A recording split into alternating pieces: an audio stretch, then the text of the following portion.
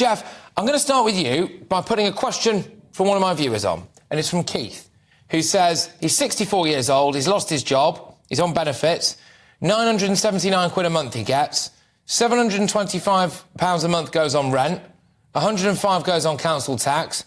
That leaves him £30 a month for electric and heating.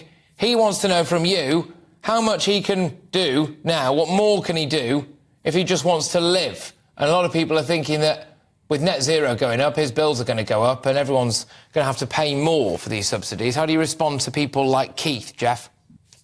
Well, that's not a net zero question. That's a cost of living question. And you should address that to the government. Yes, it is, Darren. It's a cost of living question. Now, the government's put subsidies into people's pockets through council tax relief, energy support subsidies, and that's the way to go. If you want to reduce your electricity prices quicker and easier, then you should ask the Prime Minister to impose a windfall tax on energy companies who at the moment have got a license to print money. Since 1990, when Mrs. Thatcher was in power, we've achieved a 51% higher than Rishi Sunak has just told you in your clip, reduction in CO2 emissions. Funnily enough, that hasn't bankrupted the country. So we're over halfway, as the three of us sit here today, towards our 2050 target, and we haven't bankrupted the economy. OK, Darren, I'll throw it over to you. Lots to come back there. Start with Keith for me, if that's all right, because apparently it's not a net zero problem, it's a cost of living problem.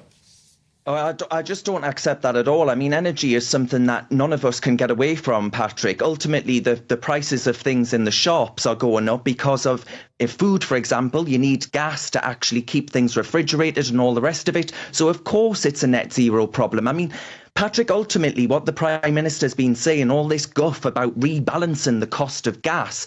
I mean, electricity, right, is currently much more expensive than gas. Guess why? Because of the green and social levies actually shoved on to electricity. And he's talking about, it is true. Instead, he's talking about moving the levies onto gas instead. All right, well, let Darren talk what? and I'll come back to you, Jeff. I've got a novel idea, Patrick. I've got a novel idea for all of these greenies out there. How about we just stop placing a millstone around the necks of the working class and actually allowed people to achieve the cost of living that is actually affordable to them by not making energy completely insurmountable at the cost?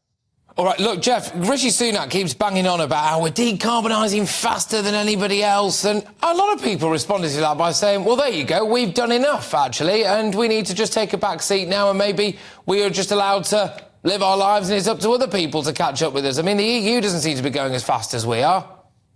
Well, there are different countries at different rates, different economies, different abilities to pay. But everybody is committed to a 1.5% target, maybe 1.8, maybe 2% increase in climate temperatures by 2050. And unless you take this action, the cost that imposes on society is higher than the cost of investing in a net zero policy.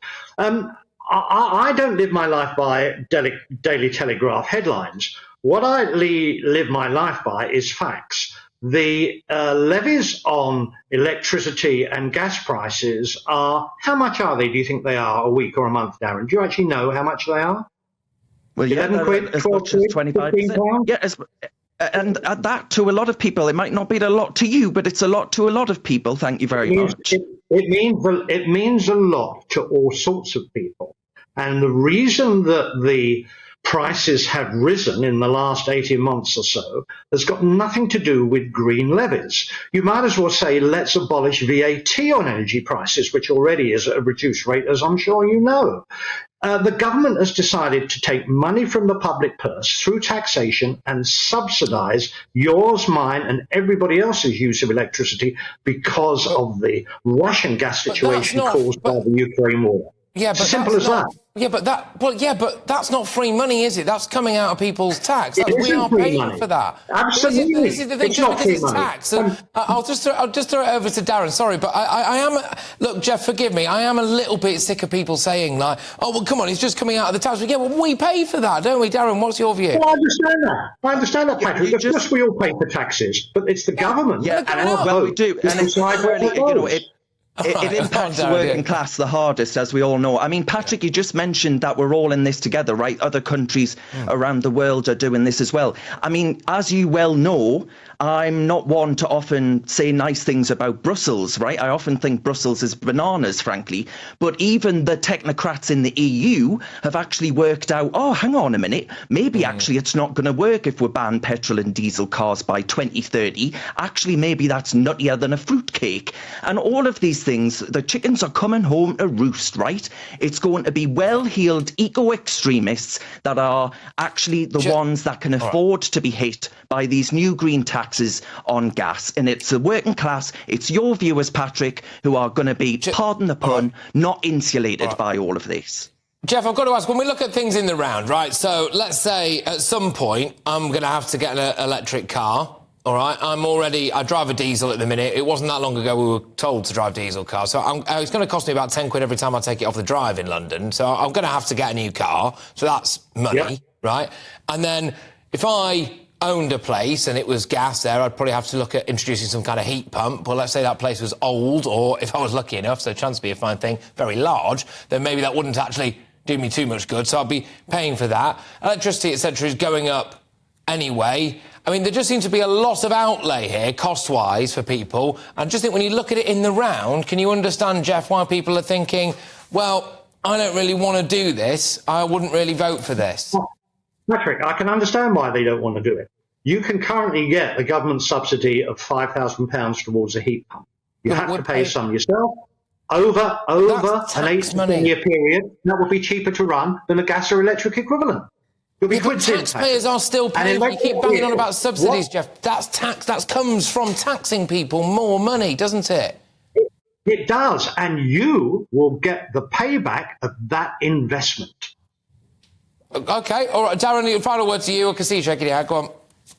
Yeah, I mean, basically the whole premise of this plan, I use that in inverted commas. Let's not forget that this was put through, net zero was put through by Theresa May without a vote and without a plan. This whole idea of creating price signals to shift people off gas and onto heat pumps and things like that. It's a bit like trying to create price signals to actually shift people off booze, Patrick. Ultimately, people are going to want a drink and people will want to keep warm via gas. Most of us can't have these massive heat pumps, so we're going to have to pay the extra costs. I can't have a heat pump in this flat. So I tell you what, I reckon we actually ought to capture the hot air that's coming from your guest and from the House of Commons, because maybe that'll keep us all warm for a generation.